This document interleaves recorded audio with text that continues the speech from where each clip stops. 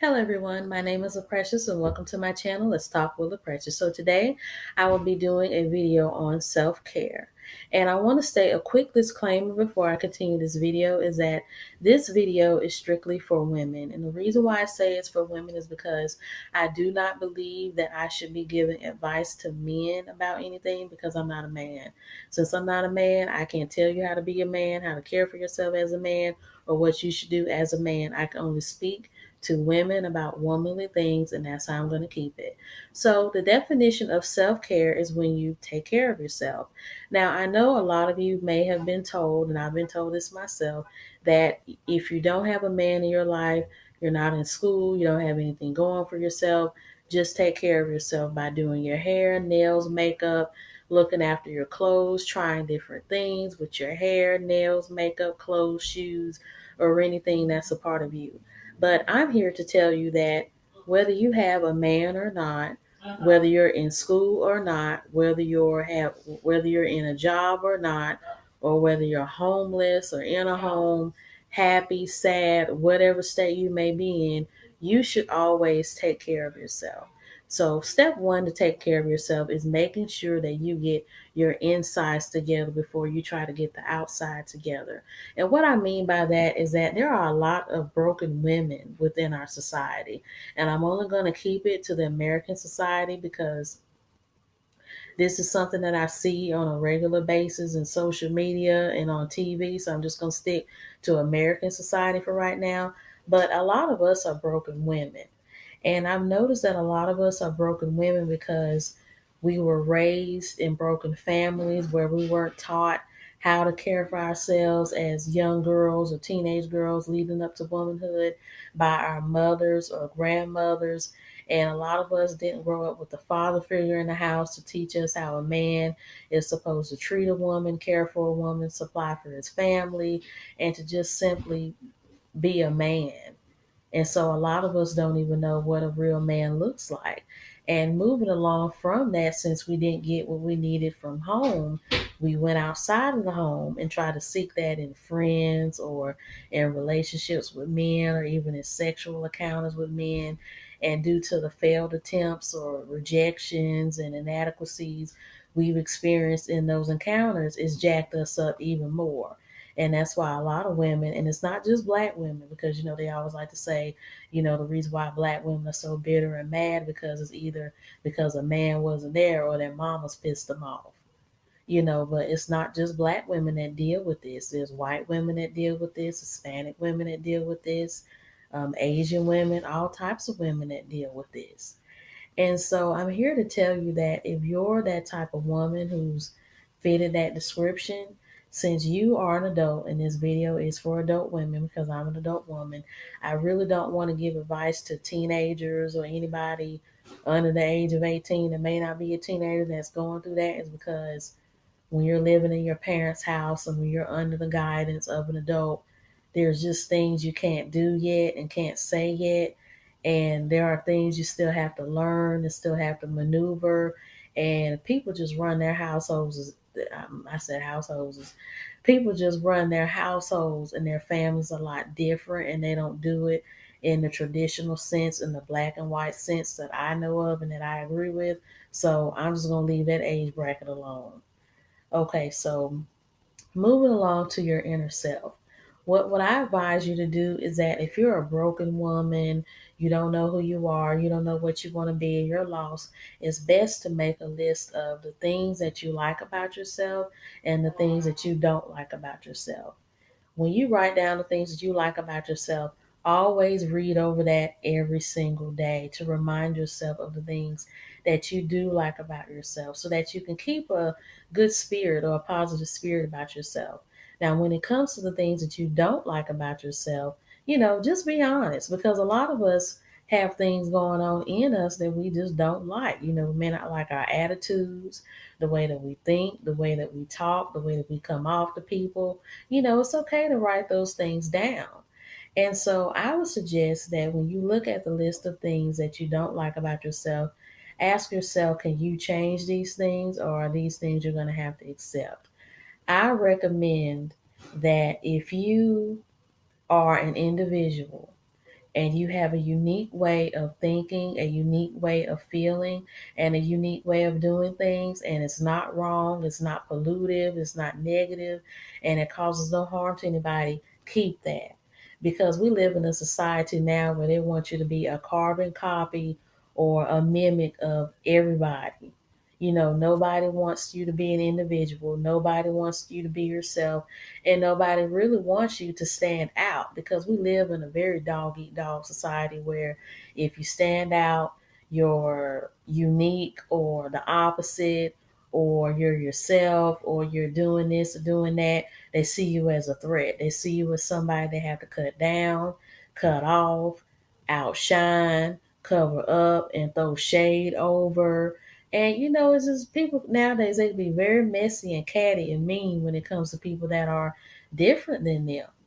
And I'm just here to let you know that if you have that characteristic about yourself, where you have good characteristics about yourself, you have a unique sense about you, keep that.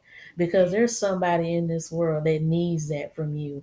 Because I always believe that the reason why God has made everybody so different is because we're made for a purpose, as He's given us to share with somebody else so that they can recognize their true potential and their true value, and live in that, and be a good example to someone else, because we're put here not only for ourselves but for other people.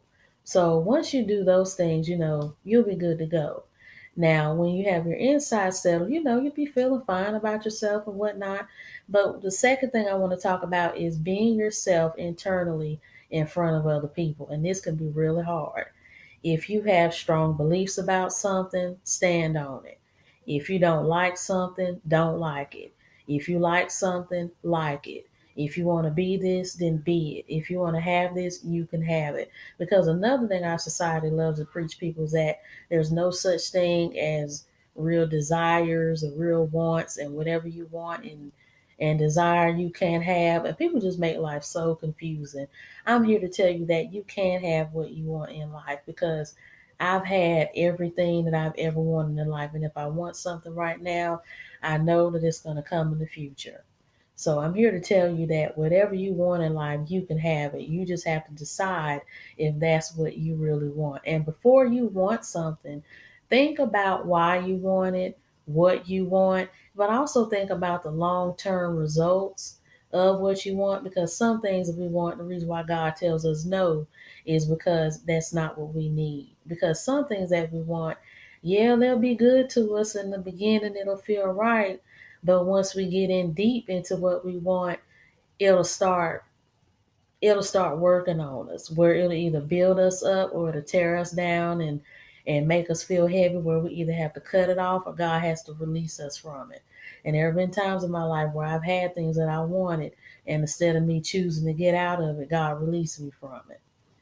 Okay, so since we got that out the way, the third thing is remaining confident in who you are in front of other people by just simply being you, not apologizing for it.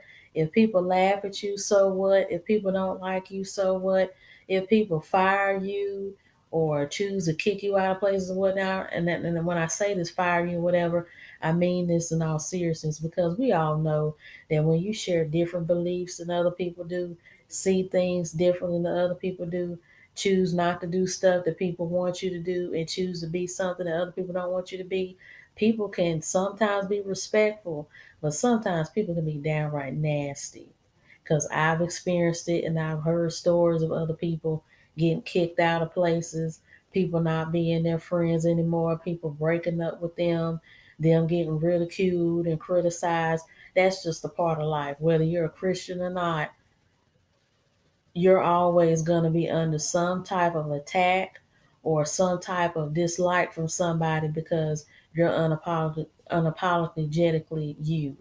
And also, being you is good for your health, because you may experience some hate every now and then, but being yourself is like a breath of fresh air, because you no longer have to pretend, you no longer have to hide, you no longer have to create, you know, escapes and fortresses and different things like that to try to hide yourself. Because when you're yourself, you know, oh, I can breathe. Now I can be me and not feel bad about this. Now I can say this and not feel bad.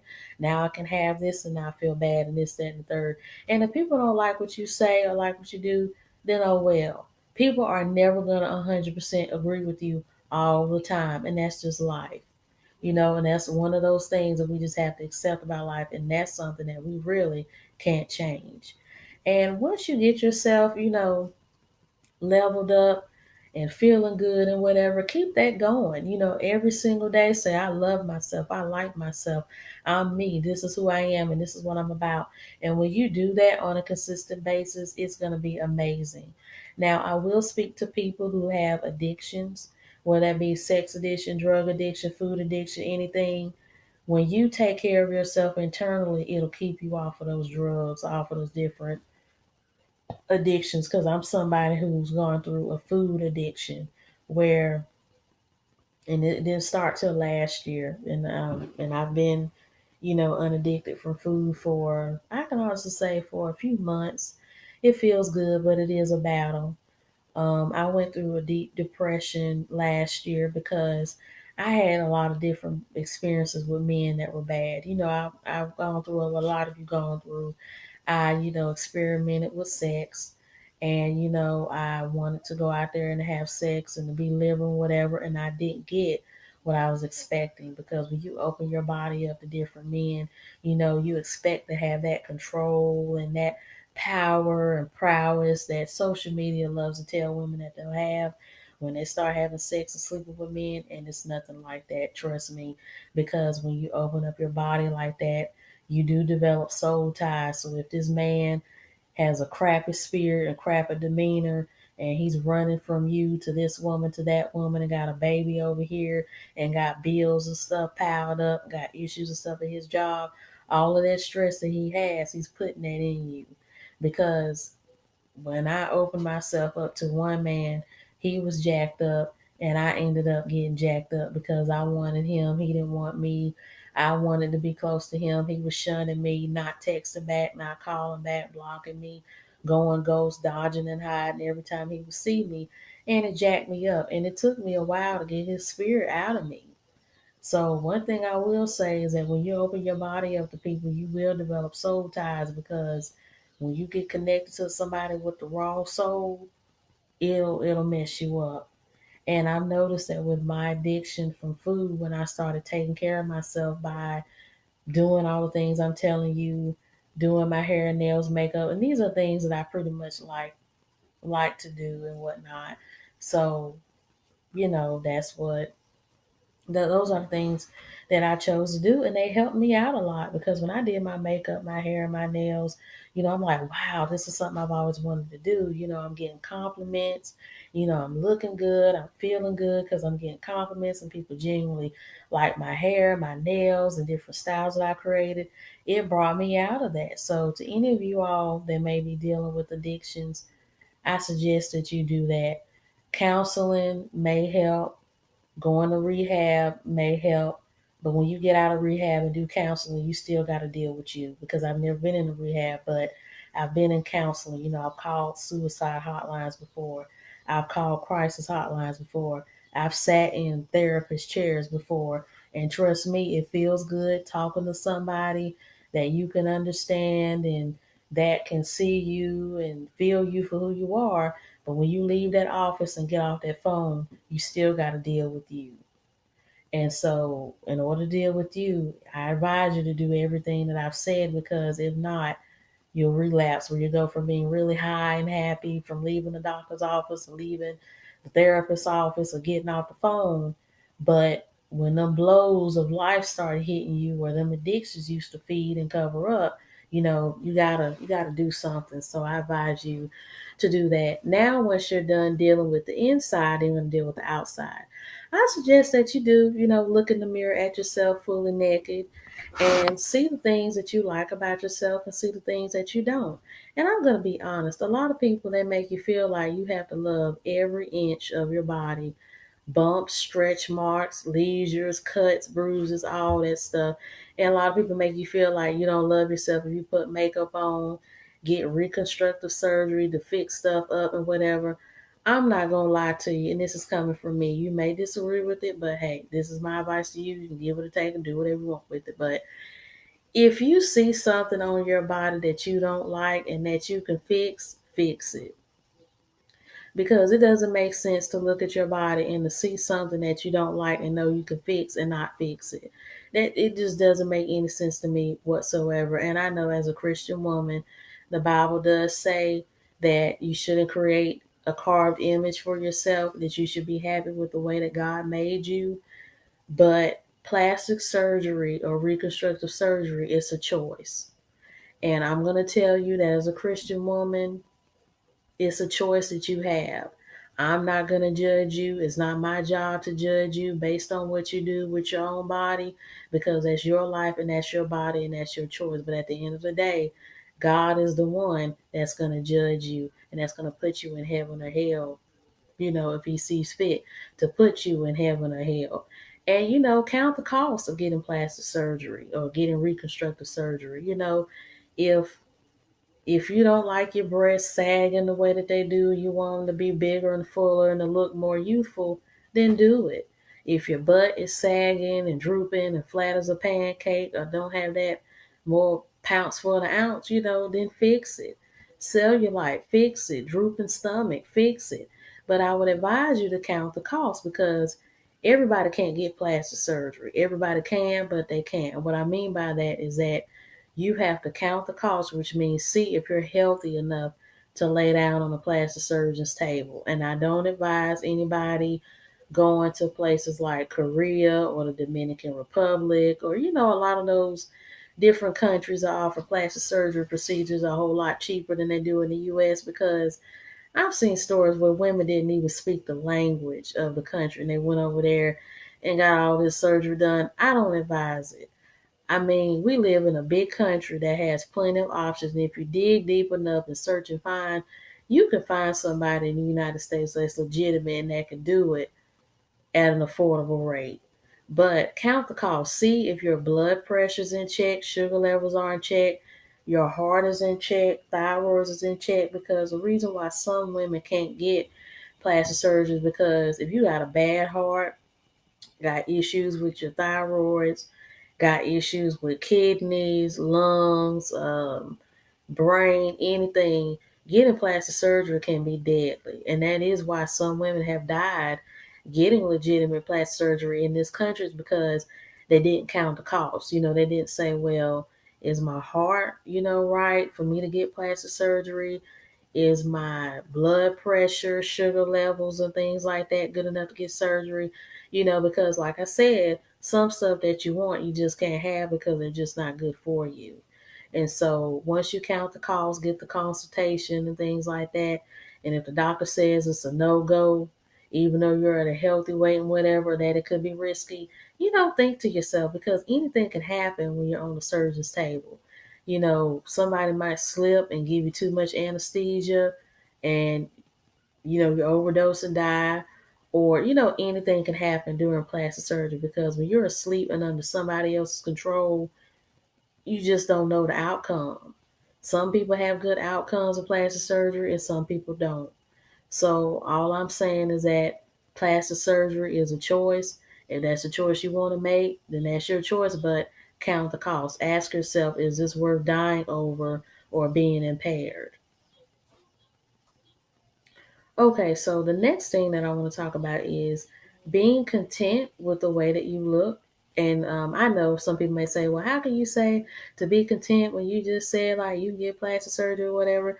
You can be content with yourself and still get plastic surgery, but just fix stuff that makes sense to fix and just make sure you fix yourself to the point where you still look like you're you. Some people they want to get plastic surgery so they can look like everybody in the world but them, and I don't advise that you do that, even with makeup and hair and nails. Get hair colors that suit your complexion. Same thing with makeup, same thing with nails, and even get plastic surgery that makes sense. You want to be comfortable when you're walking around in your natural body or in a fixed body and whatever. You don't want to look crazy or comical or super animated because it just doesn't make sense to. I've seen so many different women in pop culture get all this surgery done, and they look like cartoon characters or mannequins, and it's not cute. And so when you have your physical appearance together, make sure you look like you. And then one thing I do want to say is never ever ever get plastic surgery based off of how somebody else looks, because a lot of times we as women, we want to fix ourselves so that men can look at us and pay more attention to us and whatnot. As a Christian woman, I'm going to relate to the Bible about the relationship thing. This may make some of you mad and upset, and it kind of messed me up too, because I used to be one of those women who, if I saw a man that I liked that was cute, fine, and whatever he was, I would be like, "Hey, how are you? Are you single? Would you go out with me?" and everything like that. And I would do it. And as time went on, it started hurting my feelings when I was getting rejected and not getting accepted, and just trying to figure out why they didn't like me. And the Bible says that a man that finds a wife finds a good thing. And the reason why a woman can't go after a man and have it in her order instead of the man's order, because it says, I forgot what book it said it in, but I read it and it's in there. You can Google it if you want to find out where it is. The reason why a woman can't lead is because she led Adam to eat from the tree of knowledge, which is what they were supposed to do. So that's why we don't have that role of forming relationships. Now, sometimes women do approach men and it works, and they do get in relationships and marriages and stuff like that. But it's just things about the Bible sometimes you question, because sometimes it seems like what works for some doesn't work for all. Because I approached my last boyfriend online, and we were together for almost 5 years. And so, sometimes doing it your way can work, sometimes it can't. But I'm going to relate this back to men. Never fix yourself to be appealing to a man to get him to date you. Because if you're putting all your investments in your breast and in your butt and whatnot, and not in your personality and your character and being who you are, a man is just going to be interested in your body. And the only thing he's going to see fit to do it is just to have sex with it. I mean, that's just what it is. Because what makes men attracted to us, and true men and valuable men, is they're attracted to who we are on the inside. And this didn't dawn on me until the other day, to be honest, because I remember back when I was younger, I was very involved in different cultures and different languages and just different things, and I still am now, because that's just who I am. But I remember being on dating groups on Facebook and commenting on different topics that they would do. And I had one man just befriend me on Facebook, and he said he was interested in me because I knew so much. I was well versed, I was intelligent, and there was just so many different things that I knew. And at the time, I was a teenager, and I didn't know no better. And I didn't know that you had to prove to men that you could do what you could do, and just, let them lead the conversation, go with the flow, and just let things happen naturally. And I did screw that up, and he did, grow distant from me and go ghost and stuff like that, not understand it like I did now. So the thing is that as women, we cannot fix ourselves physically to attract men that we want to be attracted to us internally, which means that if we want a good man to be attracted to us and to approach us the correct way and to eventually have a relationship with us and marry us and give us kids, we have to let them be attracted to what's inside of us by what we give out. And the way that you attract a man with your insides is you simply be yourself and let that elude through you. You speak that out of your mouth. You walk it out in your walk. You show it in the way that you dress and the way that you carry yourself, because we can speak volumes to men without really saying too much. And so when we give off those good vibes and give off those positive energies to men, the right men will come our way, and they will, gravitate towards us. And that's how relationships will follow. So my advice to women out there is that instead of trying to fix yourself physically to get a man, fix yourself so that you can be content with the way that you are. Like I said, if you want to get surgery, to get your body to be more proportionate and to be more full or whatever, do that. But at the same time, be yourself. And on the flip side, if you're one of those women that can't get plastic surgery or afford plastic surgery, just be content with what you have and try to work with it. There's nothing wrong with wearing padded underwear, padded bras or pants, to make a shape look more inadequate because, we all want to look like we make sense, be proportionate, have one side matching up with the other, not being lumpy over here and flat and droopy down there. We want to look like we're in shape and look like, we fit the equation that we're, equaling out. And another thing I want to say is, if you can't get plastic surgery or get any of those padded bras or padded clothes or whatever, be content with you and don't worry about attracting a man because I'll be honest that God designed us to be caregivers and nurturers and people that care for men because he even set the household up where the man is supposed to be first, the woman second, then the kids. And, God even says that we're supposed to care for our husbands and our children. And so God put that in us to desire the attention of men and to have the affection of a man and the closeness from a man. So that's normal because God put that in us. So, and I know a lot of y'all, just like me, have been made to feel ashamed for wanting to look good for a man because you want that closeness and that oneness and that mutual feeling of being in a relationship. And I'm here to tell you, that's nothing to be ashamed of. It's natural.